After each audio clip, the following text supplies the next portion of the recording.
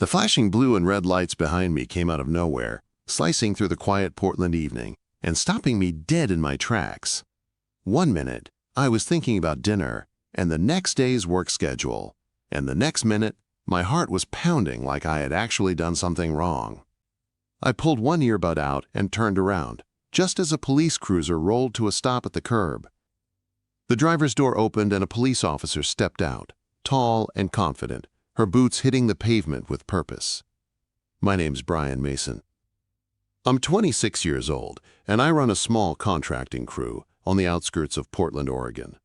Most days start early and end late. I grab an egg sandwich from a gas station in the morning, spend hours surrounded by sawdust and noise, and come home sore and tired. My apartment is small, quiet, and empty, except for my lazy cat, Whiskers, who acts like he pays the rent. I'm not married. I haven't dated seriously in years. Life's been predictable, and, honestly, I thought I was fine with that. That night, I was walking home from a long shift downtown. My boots were muddy, my back ached, and all I wanted was a cold beer on my couch. The neighborhood was calm, old trees lining the sidewalks, porch lights flickering on as the sun dipped lower. Then the cruiser showed up, and suddenly, my normal life felt anything but normal. The officer walked toward me with a steady, practiced stride, one hand resting near her belt. She had blonde hair pulled back into a tight ponytail and sharp features softened by striking gray-blue eyes. She looked serious but not angry. Still, my pulse picked up. "Stop right there," she said. "I need to check you out." I lifted my hand slightly without thinking. Okay, what's going on?" "You match the description of a suspect involved in recent thefts," she said. "Mind if I pat you down?" I nodded, trying to stay calm. "Go ahead. I've got nothing on me but work stuff." She checked my pockets, asked for my ID, and went through my backpack. Inside was my hard hat, a half-eaten sandwich, and a few tools. She glanced at my dirty jeans and boots. "You work construction?" "Yeah," I said. "I run a small crew. Was on a job site all day." She radioed my information in, her eyes flicking between me and the cruiser. The seconds felt longer than they probably were. Finally, the radio crackled back.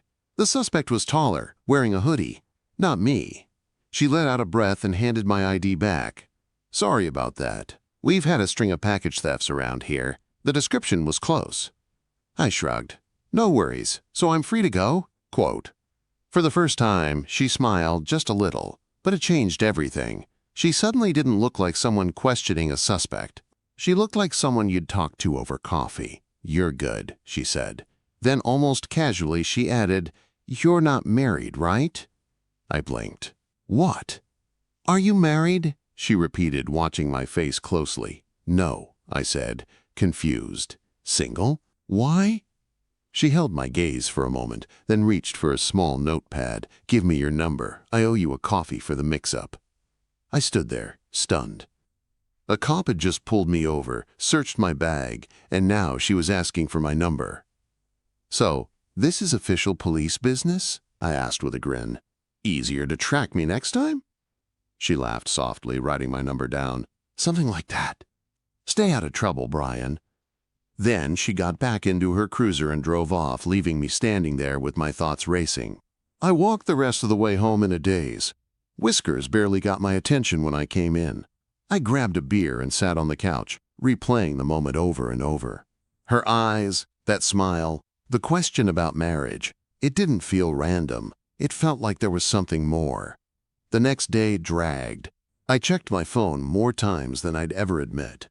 By afternoon, I figured it meant nothing, just a polite gesture. Then my phone buzzed. Saturday, 10 a.m. Harbor Cafe. I'll cover the coffee. Rosa Martinez. My heart jumped. Rosa. The name fit her perfectly, strong and confident. I typed back that I'd be there and set my phone down, smiling like an idiot. For the first time in a long time, my predictable life didn't feel so predictable anymore. Saturday morning came faster than I expected. I woke up before my alarm, the soft gray Portland light slipping through the blinds. Whiskers was curled at the foot of the bed, completely unaware that his owner was suddenly nervous about coffee. I lay there for a minute, staring at the ceiling, replaying the night over and over. Her voice, the way she asked if I was married like it mattered, the way she smiled when she took my number. I got up and actually put effort into getting ready, which felt strange. I shaved off a few days of stubble, pulled on a clean gray button-down instead of my usual work shirt, and stood in front of the mirror longer than usual. I looked like the same guy, but my stomach was tight with anticipation. I skipped breakfast and headed out on foot, needing the walk to calm my thoughts. Harbor Cafe sat along the river, tucked away and cozy. The smell of coffee and pastries hit me the moment I stepped inside. I got there early, ordered a cappuccino, and took a seat by the window where I could see the water moving slowly outside. My leg bounced under the table as I checked the time. 9:55. At 9:57, the bell above the door rang. I looked up, and there she was. Rosa looked completely different without the uniform. Her blonde hair fell loosely over her shoulders, and she wore a simple blue dress with a light cardigan. No badge, no belt, just her. When her eyes found mine, her face lit up in a way that made my chest tighten. "You're early," she said as she walked over, smiling. "Didn't want to give you a reason to pull me over again," I said, standing and pulling out her chair. She laughed as she sat down, ordering a latte. Without the uniform, she seemed more relaxed, younger somehow. But those gray-blue eyes were the same, warm and attentive. We started with small talk. She apologized again about the stop, explaining the thefts in the area. I told her about my job, about long days and tight deadlines. She listened closely, like she actually cared, not just waiting for her turn to talk. Before long, the conversation shifted naturally. She told me stories from patrol, the strange calls, the funny ones, the exhausting ones. I shared stories from job sites, mistakes made by new hires, jobs that went sideways. We laughed more than I expected. At one point, she stirred her coffee slowly and said, "Some days I come home and there's no one to talk to, no one to ask how my shift was." I nodded. "Yeah, I know that feeling." She looked up at me, then really looked at me, and something quiet passed between us. The cafe noise faded into the background. "You don't mind that I'm older?" she asked suddenly. "And a cop?" I smiled. "You don't seem old. And the cop part just makes things interesting." She laughed, but there was something guarded in her eyes. Still, when we stood outside afterward, the river breeze brushing past us, she said, "Next time, my treat again." Walking home, I felt lighter than I had in years. It wasn't just attraction. It felt like connection, like something I hadn't realized I was missing. Over the next week, we texted. Nothing intense at first. Short messages, check-ins. She'd tell me about a rough shift. I'd send a photo of a messy job site and joke about needing backup. It felt easy, comfortable. Then she asked me to dinner. Friday night, downtown pizza place. Her treat. The place was small and warm, red checkered tablecloths and dim lights. She showed up in jeans and a black shirt, confident and effortless. Dinner was filled with laughter, music debates, movie arguments, sports trash talk. I noticed how relaxed she seemed, how her shoulders dropped as the night went on. When we walked outside, a light rain had started. She asked if I wanted to walk with her. We shared my umbrella, our shoulders brushing now and then. That's when she told me about her past. She'd been married once years ago. Her husband had been a firefighter. He died in a warehouse fire. She spoke quietly, eyes fixed on the wet pavement. "I stopped letting people in after that," she said. "I thought love was done for me. I stopped letting people in too," I wanted to say, but I didn't. Instead, I took her hand. She didn't pull away. "I'm sorry," I said softly. She squeezed my fingers. "Talking to you feels different, like maybe I can breathe again." Quote. We stopped under a streetlight, rain falling around us. She looked at me with uncertainty and hope tangled together. "You don't mind that I'm complicated?" she asked. I shook my head. "I'd mind if you didn't give me a chance." She smiled, small but real, and brushed her hand against mine before we parted ways. That night, sleep didn't come easily. I kept thinking about her words, her loss, her strength, and the feeling that this wasn't just a date. It was the start of something neither of us had planned for. The days after that walk in the rain felt different, lighter, but heavier at the same time.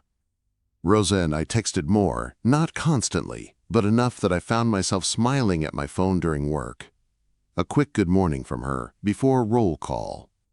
A message from me during lunch, asking how her shift was going.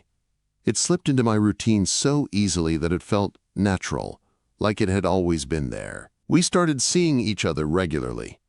Quiet dinners at small places she liked, long drives with music playing low, weekend walks where we talked about everything and nothing. With me, she laughed more.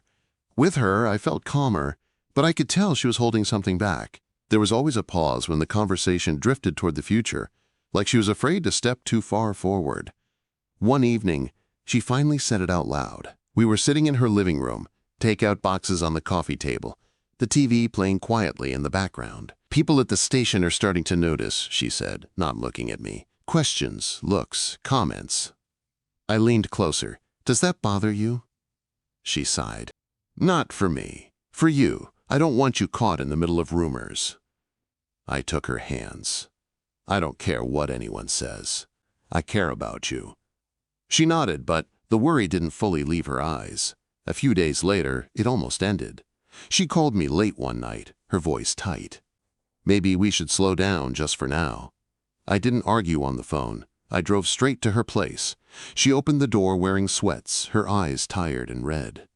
"I'm not walking away," I said as soon as I stepped inside. "Not because of fear, not because of gossip." Quote. She shook her head. "You don't understand how heavy this gets." "I do," I said gently, "and I still choose you." She looked at me for a long moment, then leaned into my chest. We stood there like that, quiet and still, until her breathing slowed. The next day, I did something I hadn't planned. I invited her to another job site. She showed up in jeans and a flannel. Unsure at first, I introduced her without hesitation. "This is Rosa," I said proudly, "the woman I'm with." No whispers, no stares, just smiles and jokes. I watched relief wash over her face, and in that moment, I knew I was doing the right thing. That night, we sat on her balcony, the city glowing below us. She reached into her pocket and pulled out her old wedding ring. She held it in her palm for a long time. "I'll never forget him," she said softly. "But I don't want to live in the past anymore." She walked to the railing and dropped the ring into the darkness below. Then she turned back to me, free and trembling. "Thank you for staying," she whispered. We stood there in silence, the city lights flickering around us. I held her close, feeling like the moment was a turning point, not just for us, but for her too. She was finally letting go, finally giving herself a chance at something new. A few days later, I did something more personal. I invited her to my job site again. This time, it was different. This time, she was more than just my girlfriend to the crew. They treated her like she belonged, like she was a part of our little world. The days after that felt like the beginning of something new, something real. And for the first time in a long time, I felt like my life wasn't just predictable anymore. It was unpredictable in the best way possible. We weren't just two people dating.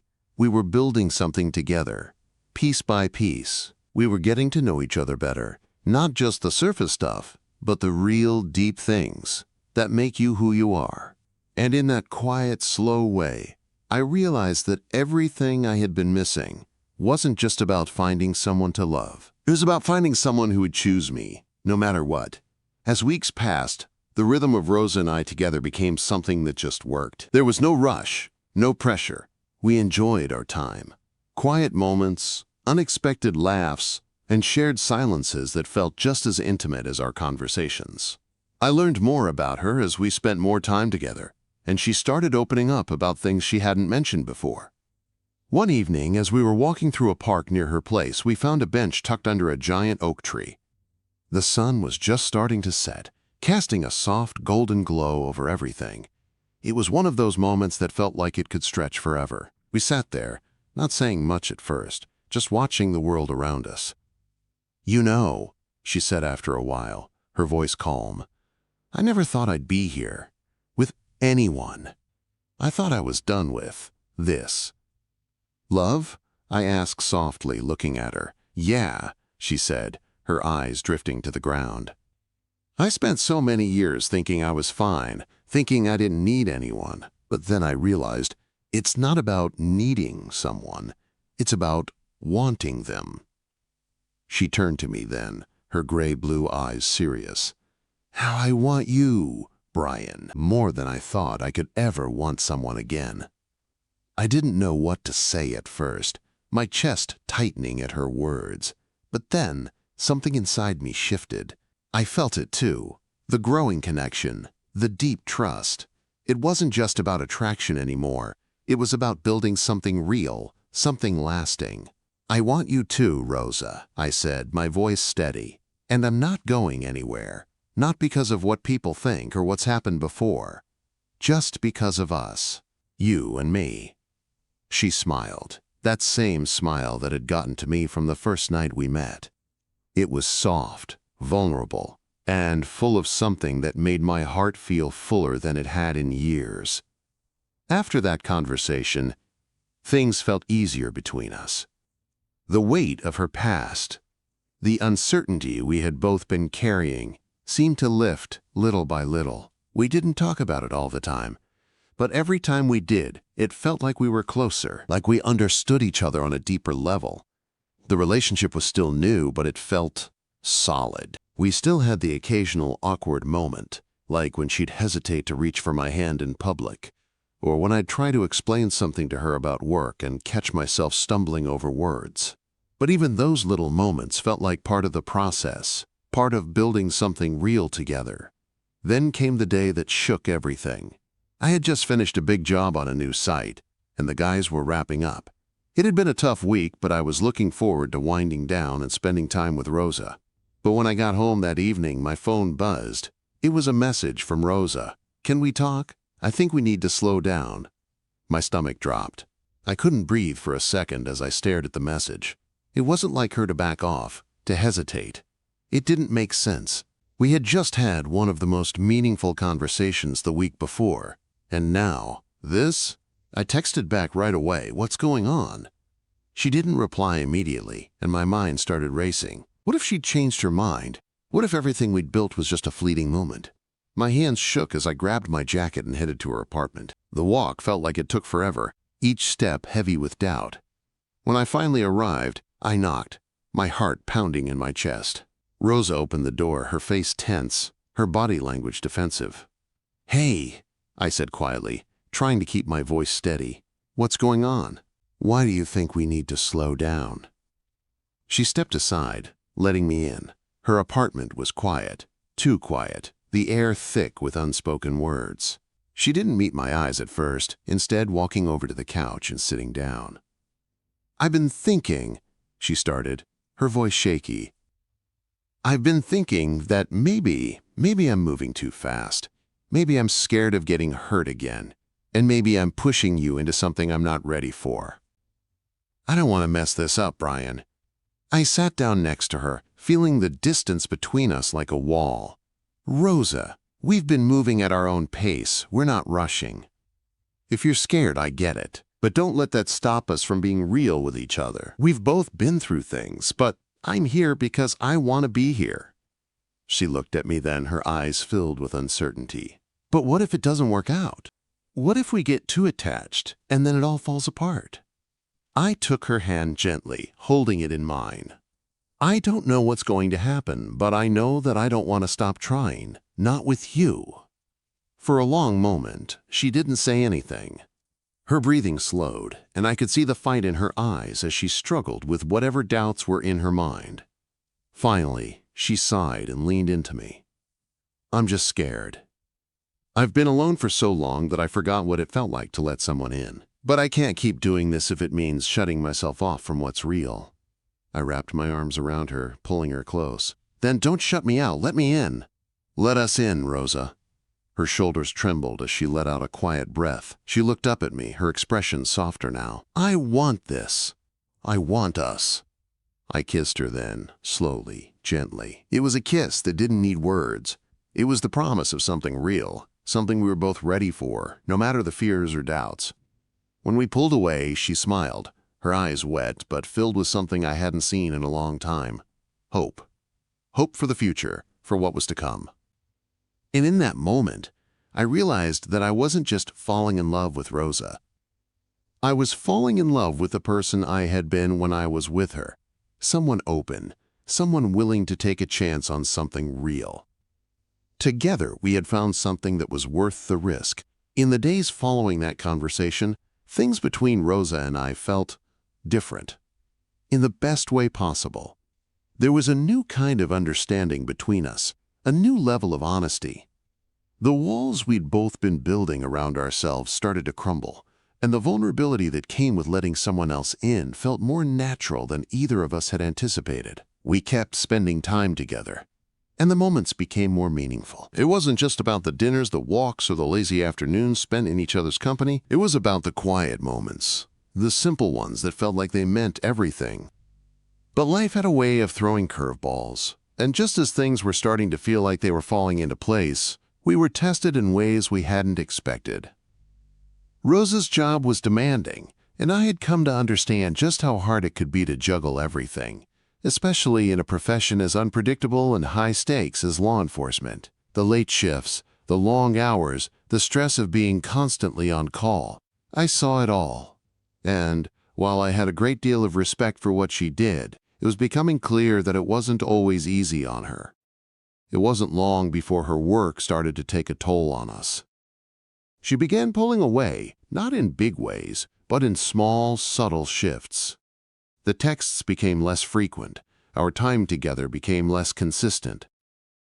She'd apologize, of course, always saying it was the stress of the job, the pressure of the department, but I could see it in her eyes. I could feel the walls starting to go back up. One evening, I showed up at her apartment after work, excited to see her. But when I rang the doorbell, there was no answer. I waited for a while, then knocked again. When she finally opened the door, I could tell she had been crying. "Rosa?" I asked softly, stepping inside. "What's going on?" She wiped her eyes quickly and tried to smile, but it didn't reach her eyes. "It's nothing, just a rough day. I didn't expect you to show up." I wasn't buying it. Something was wrong, and I needed to know what. "Talk to me," I said gently, pulling her into a hug. "You're not alone in this. Whatever it is, we'll get through it together." She pulled away slightly, looking at me with a mixture of frustration and exhaustion. "It's not that simple, Brian. You don't understand.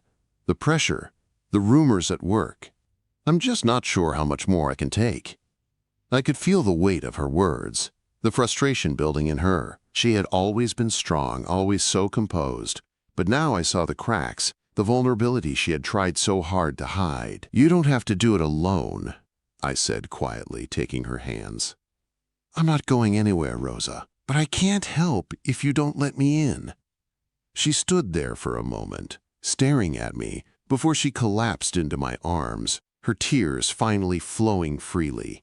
I held her tight, letting her cry, knowing there was nothing more important in that moment than being there for her. "I'm scared," she whispered between sobs. "I'm scared that if I let you in, it'll all fall apart. I don't want to drag you into my mess." I gently cupped her face, lifting her eyes to mine. "You don't have to be perfect for me. You don't have to have it all together. I love you, Rosa, and I want to help you through this, no matter what happens." She looked at me, her gaze softening as she took a shaky breath. "You really mean that?" "Yeah," I said with a smile. "I've never been more sure of anything in my life." The days that followed were a mix of ups and downs. Rosa and I had deeper conversations, and she began to open up more about her fears, her past, and the weight of being in a high-stress job that often left her feeling isolated. But through it all, we kept talking, kept leaning on each other. We didn't have all the answers, but we had each other. Then came the day that would change everything. It was a Friday evening, and we had plans to meet up for dinner. Rosa had finished her shift early, and I had taken the day off, hoping to spend some quality time together. But when I arrived at her apartment, there was no answer. I tried calling, but her phone went straight to voicemail. Panic set in. I knew something was off. I texted her again, but still, no response. My heart was racing as I drove to the police station, unsure of what I would find. When I walked inside, I spotted one of Rosa's colleagues. "Have you seen Rosa?" I asked, my voice shaking slightly. "I've been trying to reach her." Her colleague looked at me with a blank expression. She'd been called out on a last-minute assignment. There was an emergency. "Didn't you get the message?" I felt a wave of relief wash over me, but it didn't completely calm my nerves. I needed to see her to make sure she was okay. A few hours later, I finally got the call I'd been waiting for. Rosa's voice came through the phone, calm but tired. "Hey, Brian, I'm sorry I didn't get back to you. I was in the middle of a case. I'm okay." I exhaled, my heart finally returning to normal. "I was worried about you," I said, trying to keep my voice steady. "I don't know what I'd do if something happened to you." There was silence on the other end of the line before she spoke again. "I know. I'm sorry for putting you through that." I smiled, relieved. "Just promise me you'll be careful. Promise me that we'll get through this, together." She paused for a moment, and then I heard it, the soft sound of her laugh, the one I had grown to love. "Promise," she said. "We'll get through it, together." The days following that phone call felt like a turning point. Rosa and I had faced our fears, the uncertainty that came with her job, and the doubts we both had about being open with each other.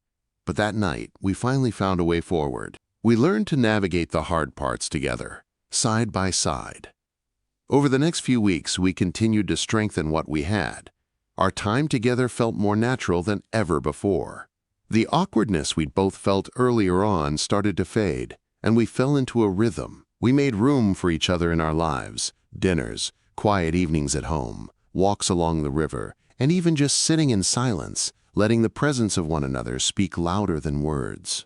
I still remember the day when I showed up at her apartment and found her sitting on the balcony, the city skyline stretched out before her. She was looking at the horizon, lost in thought, but when she saw me, she smiled. A real smile. The kind that told me she was finally letting herself be happy again. "Hey," I said, walking over and sitting next to her. "You good?" "Yeah," she said, leaning her head against my shoulder. "I think I am," for the first time in a long time. I wrapped my arm around her, holding her close. There was no need for words. We both knew how much we had been through to get here, to get to this moment. I didn't need to fix everything for her, and she didn't need to have it all together. We were a team, and that was enough. As the weeks turned into months, our connection grew stronger. Rosa and I started to talk about the future, about what we wanted, and where we saw ourselves going. We didn't have all the answers yet, but for the first time, I didn't feel scared about what might come next. I was ready for it. For whatever life threw our way, we would face it together.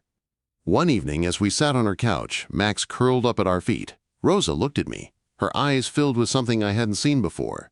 It was peace. She wasn't the same woman who had shut herself off from the world, scared to let anyone in. She had let me in. She had let herself love again. "Brian," she said softly, "I don't know what I would have done without you these past few months. You make me feel like I can breathe again." I smiled, brushing a strand of hair from her face. "You don't have to thank me. I care about you, Rosa, more than I've ever cared about anyone." She leaned in, pressing a soft kiss to my lips. It wasn't a kiss of passion, but of understanding, of two people who had found something real, something worth fighting for. "Promise me something," she said after a moment. "Promise me we won't let fear control us anymore. We'll face everything that comes our way together. No more holding back." I took her hands in mine, looking her in the eye. "I promise. No matter what happens, I'm with you, always." The next few months were filled with even more small moments that meant the world to us.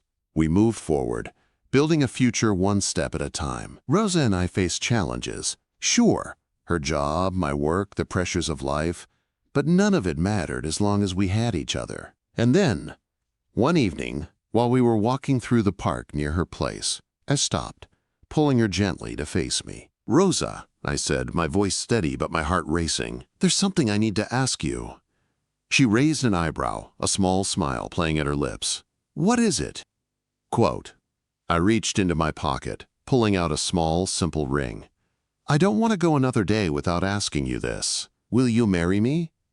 Her eyes widened, and for a moment, I thought she might not say anything. But then she smiled, tears forming in her eyes. "Yes," she whispered, her voice breaking. Yes, of course. In that moment, everything felt like it had fallen into place. All the struggles, all the doubts, all the fears. They were behind us, and ahead of us, there was only the future we would build together. A future that was ours. We kissed under the streetlights, the world around us fading away as we held each other close. It didn't matter what came next. As long as we were together, we could handle anything. And that was the beginning of our forever.